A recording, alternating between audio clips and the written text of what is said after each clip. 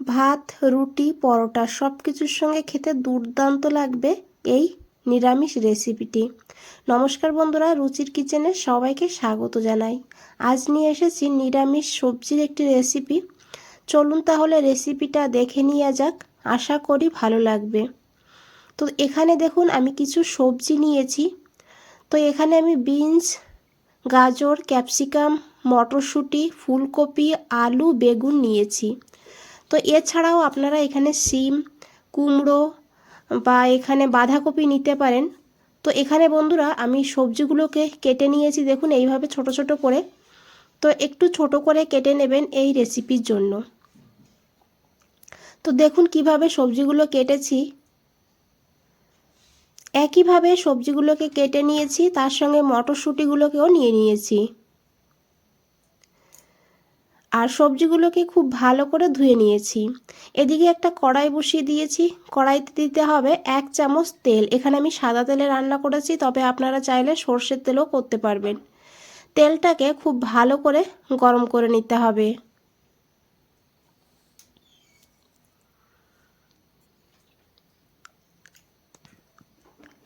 রান্নাটা কিন্তু খুব ঝটপট হয়ে যায় আর খেতেও দুর্দান্ত হয়।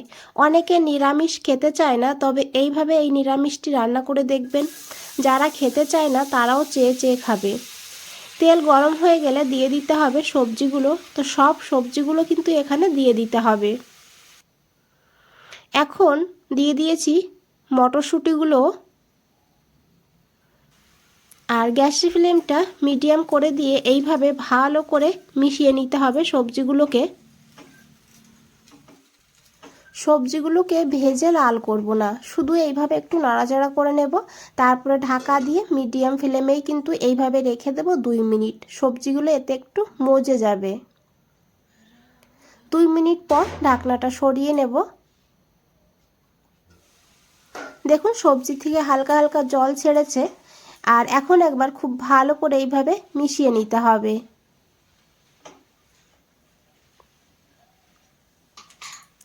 আর দেখুন সবজিগুলো মজে গিয়েছে। এখন এখানে দিয়ে দিতে হবে পরিমাণ মতন লবণ। আর দিয়েছি এখানে সামান্য একটু হলুদের গুঁড়ো। খুব বেশি হলুদ এই রান্নাতে পড়বে না। এখন খুব ভালো করে আবারও মিশিয়ে নিতে হবে। আর রান্নাটাও বন্ধুরা ভীষণই সহজ আর সিম্পল, তবে খেতে কিন্তু দুর্দান্ত। তো দেখুন বন্ধুরা খুব ভালো করে মিশিয়ে নিয়েছি। আর এখন এখানে দিয়ে দিতে হবে জল। সবজিগুলো সিদ্ধ করতে হবে, সেই কারণে এখানে জল দিতে হবে পরিমাণ মতন। হালকা অবশ্যই গরম জল দেবেন, এতে তাড়াতাড়ি করে কিন্তু সবজিটা সিদ্ধ হয়ে যাবে। আর এখন খুব ভালো করে মিশিয়ে নিতে হবে। তো আমি এই বাটির 1.5 বাটি জল দিয়েছি এখানে। এখন ঢাকা দিয়ে 6-7 মিনিট রান্না করব লো ফ্লেমে। আর এদিকে দেখুন আমি একটা ভাজা মশলা বানাবো। তার জন্য একটা কড়াইতে একটা শুকনো লঙ্কা নিয়েছি, 1/2 চামচ গোটা জিরা নিয়েছি, আর নিয়েছি এখানে গোলমরিচ, 6-7টা গোলমরিচ নিয়েছি। আর ঝাল আপনারা আপনাদের প্রয়োজন মতন নেবেন এখানে। আর এখানে নিয়েছি 1/2 চামচ গোটা ধনিয়া। এখন মশলাটাকে ভালো করে 15 থেকে 20 সেকেন্ড এইভাবেই ভেজে নিতে হবে লো ফ্লেমে।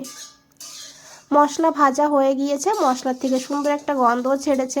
এখন এই মশলাটাকে তুলে নিতে হবে, তারপরে ঠান্ডা করে নিতে হবে। এদিকে দেখুন প্রায় 7 মিনিট হয়েছে, ঢাকনাটা সরিয়ে নিয়েছি। এখন একবার খুব ভালো করে মিশিয়ে নেব।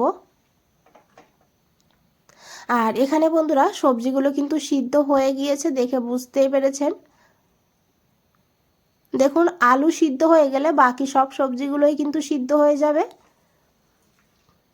এখন এই সবজিটাকে নামিয়ে নেব। একটা গামলার মধ্যে আমি নামিয়ে রেখেছি সবজিটাকে।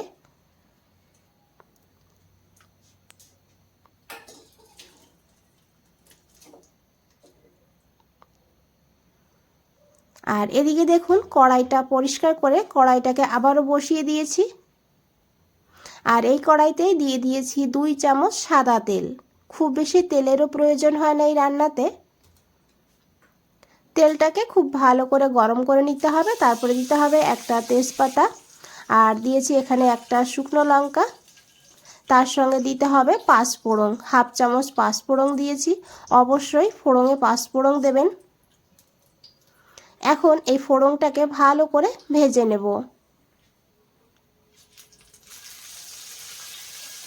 তো সুন্দর একটা গন্ধ বেরিয়ে গেলে এখানে দিয়ে দিতে হবে আদা। এখানে আমি হাফ ইঞ্চি আদা গ্রেট করে নিয়েছি। আপনারা আদা বেটে না হলে গ্রেট করেও দিতে পারেন। আর তার সঙ্গে একটু হিং দিয়েছি, যেহেতু নিরামিষ রান্না তাই আদার সঙ্গে একটু হিং দিলে দারুণ একটা কিন্তু ফ্লেভার হয়। এখন খুব ভালো করে মিশিয়ে নেব আর আদাটাকে একটু ভাজা ভাজা করে নেব। তারপরে এখানে দিয়ে দিতে হবে টমেটো। মিডিয়াম সাইজের একটা টমেটো এইভাবে ছোট ছোট করে কেটে দিয়েছি। খুব ভালো করে মিশিয়ে নিয়েছি। আর এখন এখানে দিয়ে দিয়েছি অল্প করে লবণ। লবণ আগেও দিয়েছিলাম, সেই বুঝে লবণটা এখানে দিতে হবে। তারপরে দিয়েছি 1/4 চামচ ধনিয়ার গুঁড়ো, 1/4 চামচ জিরের গুঁড়ো, ঝাল লঙ্কার গুঁড়ো 1/4 চামচ। ঝালের পরিমাণটা আপনারা আপনাদের প্রয়োজন মতো নিয়ে নেবেন। আর এখন এখানে দিয়ে দেবো একটু জল। জলটা দিয়ে খুব ভালো করে মিশিয়ে নেব। তারপরে এখানে অল্প করে একটু হলুদ দেব। হলুদটা আগেও দিয়েছি তাই অল্প করে একটু হলুদ দিতে হবে। এই মশলার পরিমাণ বুঝে হলুদটা দিতে হবে। তারপরে খুব ভালো করে মিশিয়ে নিতে হবে।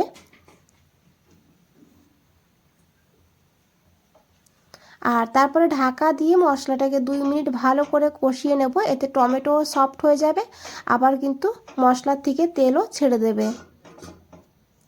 তো দেখুন বন্ধুরা, 2 মিনিট পর ফিরে এসেছি। তো দেখুন মশলাটা দেখতে কতটা লোভনীয় লাগছে আর তেলও ছেড়ে দিয়েছে। টমেটো কিন্তু একদমই নরম হয়ে গিয়েছে। খুব ভালো করে এইভাবে মিশিয়ে নিতে হবে। তারপরে এখানে দিতে হবে চিনি হাফ চামচ। যেহেতু নিরামিষ রান্না, সেই কারণে একটু চিনি দিলে টেস্টটা খুব ভালো ব্যালেন্স হবে। তো অল্প করে এখানে একটু আপনারা চিনি দিয়ে দিতে পারেন। আর যদি অপছন্দ হয় তাহলে স্কিপ করে দেবেন, কোনো অসুবিধা হবে না। খুব ভালো করে চিনিটা দিয়ে মিশিয়ে নিয়েছি। আর তারপরে এখানে দিয়েছি বেশ খানিকটা ধনেপাতা। যেহেতু শীতের সময় অবশ্যই ধনেপাতাটা দিয়ে দেবেন। আর এই সময় ধনেপাতা দিলে ফ্লেভারটা কিন্তু খুব ভালো হয়। খুব ভালো করে মশলার সঙ্গে মিশিয়ে নিতে হবে। আর তারপরে এখানে সেই সবজি দিয়ে দিতে হবে। আর সবজিটাকে দিয়ে খুব ভালো করে মিশিয়ে নিতে হবে। আমি বন্ধুরা রান্নাটা নিরামিষ করেছি। আপনারা যদি পেঁয়াজ রসুন দিতে চান তাহলে এখানে ফোড়নে পেঁয়াজ কুচি রসুন কুচি দিয়ে ভালো করে ভেজে নিয়ে তারপরে দিতে পারেন। তো দেখুন খুব ভালো করে মিশিয়ে নেব। আর এইভাবে একটু খুন্তি দিয়ে চেপে চেপে দেব, যাতে সবজিগুলো একে অপরের সঙ্গে ভালোভাবে মিশে যায়। তারপরে ঢাকা দিয়ে 2 মিনিট রেখে দেব লো ফ্লেমে। এখানে সেই ভাজা মশলাটা দেখুন এইভাবে একটু মোটা মোটা করে গুঁড়ো করে নিয়েছি। একদম কিন্তু পাউডার বানাবো না, হালকা একটু দানা দানা থাকবে, সেইভাবে মশলাটাকে গুঁড়ো করে নিতে হবে। সেই ভাজা মশলাটা দিয়ে দিয়েছি, দিয়ে খুব ভালো করে মিশিয়ে নিয়েছি। এই ভাজা মশলাটা দেওয়ার কারণে এর স্বাদটা কিন্তু আরও বেড়ে যাবে। তো আশা করি বন্ধুরা দেখে বুঝতেই পেরেছেন কতটা লোভনীয় লাগছে। তো সবার শেষে আমি একটু ঘি দিয়ে গ্যাসটা বন্ধ করে দিয়েছি। তারপর ঢাকা দিয়ে 2 মিনিট রেখে দিয়েছি। বন্ধুরা এখানে একটা কথা বলি, যদি রেসিপিটা ভালো লাগে অবশ্যই একটা লাইক করে দেবেন, চ্যানেলটাকে সাবস্ক্রাইব করে পাশে থাকবেন। আর এইভাবে আপনারা বানিয়ে সকালের রুটি বা দুপুরের ভাত, রাতের ডিনারেও কিন্তু বানিয়ে নিতে পারেন। রুটির সঙ্গেও খেতে অসাধারণ লাগবে। আজ তাহলে এই পর্যন্তই। ফিরে আসছি নতুন কোনো রেসিপি নিয়ে। ভালো থাকবেন, সুস্থ থাকবেন। সবাইকে অনেক অনেক ধন্যবাদ এত সময় ধৈর্য ধরে রেসিপিটা দেখার জন্য।